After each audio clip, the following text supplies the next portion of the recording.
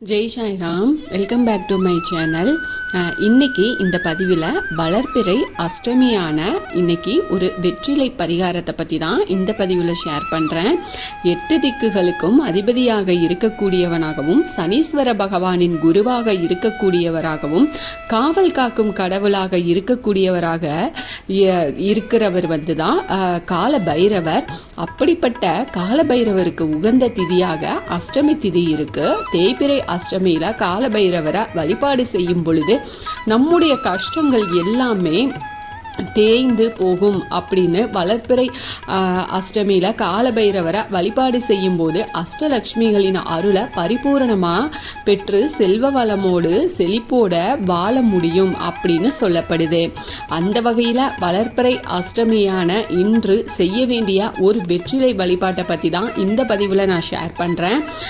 இந்த பதிவை முழுசாக ஸ்கிப் பண்ணாமல் பாருங்கள், உங்களுக்கு நிச்சயமாக பயனுள்ள பதிவாக இருக்கும். அதுக்கு முன்னாடி என்னோட சேனலுக்கு தொடர்ந்து சப்போர்ட் பண்ணுங்க, லைக் பண்ணுங்க, ஷேர் பண்ணுங்க, கமெண்ட் பண்ணுங்க, மறக்காம சப்ஸ்கிரைப் பண்ணுங்க, பெல் ஐகானை கிளிக் பண்ணுங்க.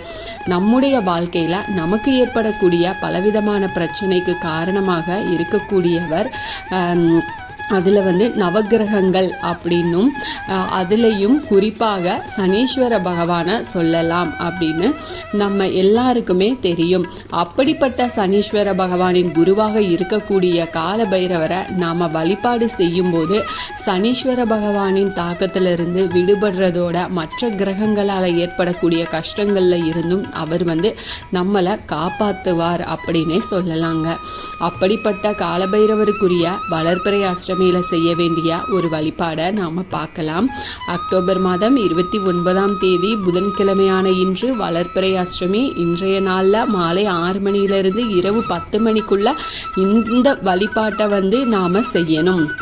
வீட்டு பூஜை அறையில் பைரவரோட படம் இருந்தாலும் சரி இல்லாட்டினாலும் சரி இந்த வழிபாட்டை நாம் செய்யலாம். ஒரு சிறிய தட்டு எடுத்துக்கோங்க. அந்த தட்டில் 2 வெற்றிலை 3 பாக்கு வச்சுக்கோங்க. அதுக்கு மேலே 11 நாணயங்களை வைக்கணும். அந்த எந்த நாணயமாக இருந்தாலும் பரவாயில்ல, எண்ணிக்கையில் 11 அப்படின்னு இருக்கணும்.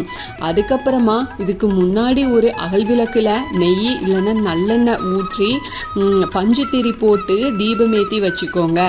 உங்களால் முடிஞ்சது இயன்ற அளவு ஏதாவது ஒரு பொருளை நெய்வேத்தியமாக வச்சுருங்க. தரையில் ஒரு விரிப்பை விரித்து வடக்கு திசை பார்த்துட்டு உட்காந்துட்டு ஸ்ரீ சொர்ண ஆகர்ஷண பைரவாய நமக அப்படின்ற மந்திரத்தை 108 தடவை சொல்லணும்.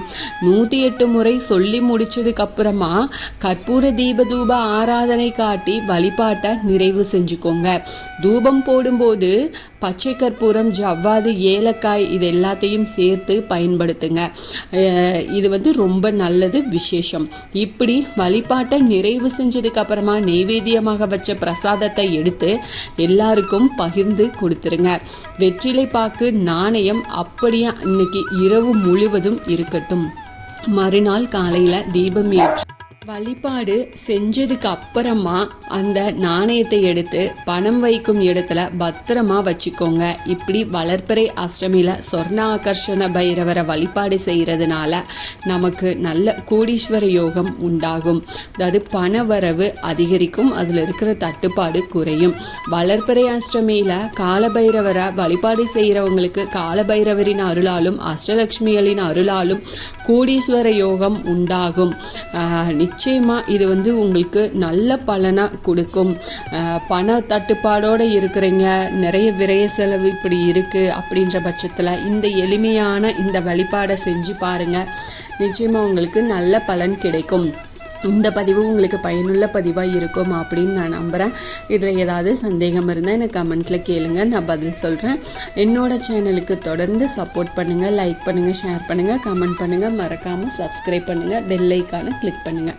இது போல் எனக்கு தெரிஞ்ச ஆன்மீக பதிவுகளை உங்ககிட்ட நான் ஷேர் பண்ணுறேன். Thank you friends. மீண்டும் அடுத்த பதிவில் சந்திப்போம்.